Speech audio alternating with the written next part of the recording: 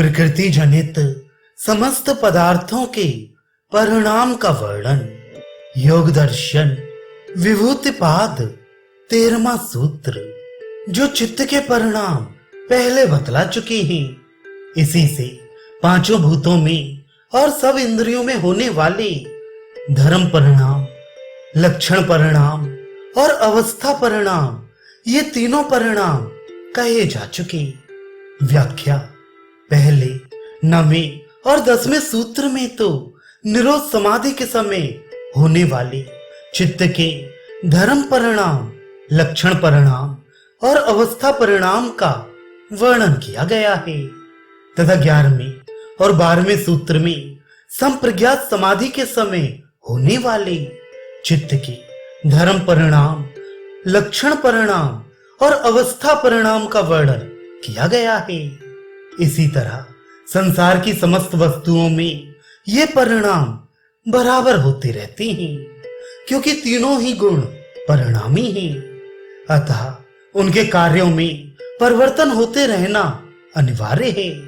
इसलिए इस सूत्र में ये बात कही गई है कि ऊपर के वर्णन से ही पांचों भूतों में और समस्त इंद्रियों में होने वाले धर्म, लक्षण और अवस्था परिणामों को समझ लेना चाहिए। इनका भेद अब उदाहरण सहित समझाया जाता है। ये ध्यान में रखना चाहिए कि सांख्य और योग के सिद्धांत में कोई भी पदार्थ बिना हुए उत्पन्न नहीं होता। जो कुछ वस्तु उत्पन्न होती है वह उत्पन्न होने से पहले भी अपने कारण में विद्यमान थी और लुप्त होने के बाद भी विद्यमान है। अब पहला धर्म परिणाम बतलाते हैं। जब किसी धर्मी में एक धर्म का लय होकर दूसरे धर्म का उदय होता है, उसे धर्म परिणाम कहते हैं। जैसे 9वें सूत्र में चित्त रूप धर्मों के व्युत्थान संस्कार रूप धर्म का दब जाना और निरोध संस्कार रूप धर्म का प्रकट होना बतलाया गया है। यही धर्मों में विद्यमान रहने वाले चित्त रूपी धर्मी का धर्म परिणाम है। इसी प्रकार 11वें सूत्र में जो सर्वार्थता रूप धर्म का क्षय और एकाग्रता रूप धर्म का उदय बतलाया गया है, यह भी चित्त रूप धर्मी का धर्म परिणाम है। इसी तरह मिट्टी में पिंड रूप धर्म का क्षय और घट रूप धर्म का उदय होना, फिर घट रूप धर्म का क्षय और फूटे हुए घट के टुकड़े रूप धर्म का उदय होना, सब प्रकार के धर्मों में विद्यमान रहने वाले मिट्टी रूप धर्मी का धर्म परिणाम है। इसी तरह अन्य समस्त वस्तुओं में भी समझ लेना चाहिए। दूसरा लक्षण परिणाम, ये परिणाम भी धर्म परिणाम के साथ साथ हो जाता है। ये लक्षण परिणाम धर्म में होता है। वर्तमान धर्म का लुप्त हो जाना उसका अतीत लक्षण परिणाम है। अनागत धर्म का प्रकट होना उसका वर्तमान लक्षण परिणाम है, और प्रकट होने से पहले वह अनागत लक्षण वाला रहता है। इन तीनों को धर्म का लक्षण परिणाम कहते हैं।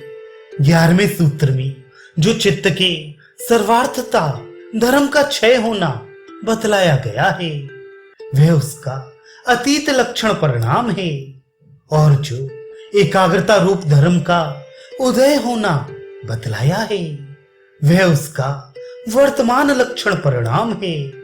उदय होने से पहले वह अनागत लक्षण परिणाम में था। इसी प्रकार दूसरी वस्तुओं के परिणामों के विषय में भी समझ लेना चाहिए। तीसरा अवस्था परिणाम, जो वर्तमान लक्षण युक्त धर्म में नयापन से पुरानापन आता जाता है, वह प्रतिक्षण परिवर्तित होता रहता है और वर्तमान लक्षण को छोड़कर अतीत लक्षण में चला जाता है। ये लक्षण का अवस्था परिणाम है। एकादश सूत्र के वर्णानुसार जब चित्त रूप धर्मी का वर्तमान लक्षण वाला सर्वार्थता रूप धर्म दबकर अतीत लक्षण को प्राप्त होता है, उस वर्तमान काल में जो उसके दबने का क्रम है वह उसका अवस्था परिणाम है, और जो एकाग्रता रूप धर्म अनागत लक्षण से वर्तमान लक्षण में आता है तब उसका जो उदय होने का क्रम है वह भी अवस्था परिणाम है। 10वें सूत्र में निरुद्ध चित्त के अवस्था परिणाम का और 12वें में एकाग्र चित्त के अवस्था परिणाम का वर्णन है। इस प्रकार ये एक अवस्था को छोड़कर दूसरी अवस्था में परिवर्तन होते जाना ही अवस्था परिणाम है। यह अवस्था परिणाम प्रतिक्षण होता रहता है। कोई भी त्रिगुणमय वस्तु क्षण भर भी एक अवस्था में नहीं रहती। यही बात 10वें और 12वें सूत्रों में निरोध धर्म के और एकाग्र धर्म के वर्तमान लक्षण परिणाम में एक प्रकार के संस्कार और वृत्तियों का क्षय और उदय बतलाकर दिखलाई गई है। हम बालक से जवान और जवान से बूढ़े किसी एक दिन में या एक घड़ी में नहीं हुए। हमारा यह अवस्था परिणाम अर्थात अवस्था का परिवर्तन प्रति क्षण में होता हुआ ही यहां तक पहुंचा है। इसी को अवस्था परिणाम कहते हैं। यह परिणाम विचार द्वारा समझ में आता है, सहसा प्रतीत नहीं होता। आगे बतलाएंगे भी कि क्रम का ज्ञान परिणाम के अवसान में होता है। धर्म परिणाम में तो धर्मी के धर्म का परिवर्तन होता है। लक्षण परिणाम में पहले धर्म का अतीत हो जाना और नए धर्म का वर्तमान हो जाना। इस प्रकार धर्म का लक्षण बदलता है और अवस्था परिणाम में धर्म के वर्तमान लक्षण से युक्त रहते हुए ही उसकी अवस्था बदलती रहती है। पहले परिणाम की अपेक्षा दूसरा सूक्ष्म है और दूसरे की अपेक्षा तीसरा अति सूक्ष्म है। अब धर्म और धर्मी का विवेचन करने के लिए धर्मी का स्वरूप बतलाते हैं। 14वां सूत्र अतीत वर्तमान और आने वाले धर्मों में जो व्याप्त रहता अर्थात आधार रूप में विद्यमान रहता है वह धर्मी है। व्याख्या द्रव्य में सदा विद्यमान रहने वाली अनेकों शक्तियों का नाम धर्म है और उसके आधारभूत द्रव्य का नाम धर्मी है। भाव यह है कि जिस कारण रूप पदार्थ से जो कुछ बन चुका है और जो बना हुआ है और जो बन सकता है वे सब उसके धर्म हैं। वे एक धर्मी में अनेक रहते हैं तथा अपने अपने निमित्तों के मिलने पर प्रकट या शांत होते रहते हैं। उसके 3 भेद इस प्रकार हैं। पहला अव्यपदेश्य, जो धर्मी में शक्ति रूप से विद्यमान रहते हैं, व्यवहार में आने लायक ना होने के कारण जिनका निर्देश नहीं किया जा सकता, वे अव्यपदेश्य कहलाते हैं। इन्हीं को अनागत या आने वाले भी कहते हैं। जैसे जल में बर्फ और मिट्टी में बर्तन अपना व्यापार करने के लिए प्रकट होने से पहले शक्ति रूप में छिपे रहते हैं। दूसरा उदित, जो धर्म पहले शक्ति रूप से धर्मी में छिपे हुए थे, वे जब अपना कार्य करने के लिए प्रकट हो जाते हैं तब उदित कहलाते हैं। इन्हीं को वर्तमान भी कहते हैं। जैसे जल में शक्ति रूप से विद्यमान बर्फ का प्रकट होकर वर्तमान रूप में आ जाना, मिट्टी में शक्ति रूप से विद्यमान बर्तनों का प्रकट होकर वर्तमान रूप में आ जाना।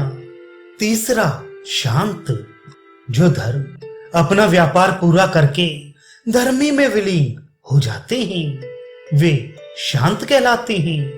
इन्हीं को अतीत भी कहते हैं। जैसे बर्फ का गलकर जल में विलीन हो जाना और घड़े का फूटकर मिट्टी में विलीन हो जाना। धर्मों की शांत, उदित और अव्यपदेश्य इन तीनों स्थितियों में ही धर्मी सदा ही अनुगत रहता है। किसी काल में धर्मी के बिना धर्म नहीं रहते। अब एक ही धर्मी के भिन्न भिन्न अनेक धर्म परिणाम कैसे होते हैं, यह बतलाते हैं 15वां सूत्र। परिणाम की भिन्नता में क्रम की भिन्नता कारण है।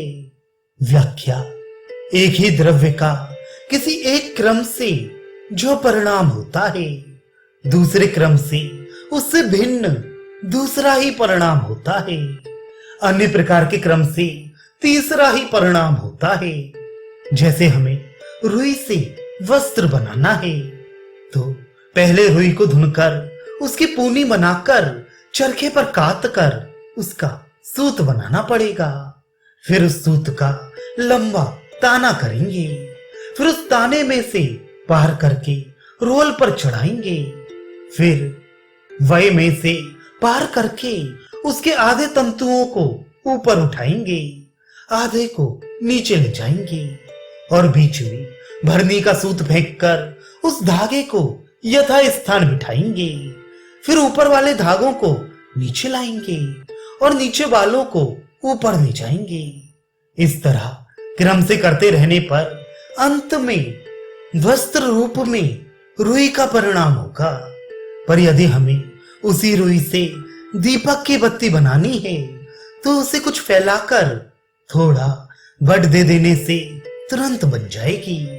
और यदि कुएं में से जल निकालने की रस्सी बनानी है तो पहले सूत बनाकर उन धागों को 3 या 4 भागों में लंबा करके बट लगाने से रस्सी बन जाएगी। इनमें भी जैसा वस्त्र या जैसी बत्ती या जिस प्रकार की रस्सी बनानी है वैसे ही उनमें क्रम का भेद करना पड़ेगा। इसी तरह दूसरी वस्तुओं में भी समझ लेना चाहिए। इससे यह सिद्ध हो गया कि क्रम में परिवर्तन करने से एक ही धर्मी भिन्न भिन्न नाम रूप वाले धर्मों से युक्त हो जाता है। उसके परिणाम की भिन्नता का कारण क्रम की भिन्नता ही है, दूसरा कुछ नहीं। क्रम की भिन्नता सहकारी कारणों के संबंध से होती है। जैसे ठंड के संबंध से जल में बर्फ रूप धर्म के प्रकट होने का क्रम चलता और गर्मी के संयोग से भाप बनने का क्रम आरंभ हो जाता है। उक्त संयम किस ध्येय वस्तु में सिद्ध कर लेने पर उससे क्या फल मिलता है, इसका वर्णन अगले अध्याय में करेंगे। इनको ही योग की विभूति अर्थात भिन्न भिन्न प्रकार का महत्व कहते हैं। इन सबको समझकर योगी को चाहिए कि अपने लिए जो सबसे बढ़कर फल मालूम पड़े उसे चुन ले। अभी तक 3 प्रकार के परिणामों का वर्णन किया गया। अगले अध्याय में इनमें संयम करने का फल बतलाएंगे।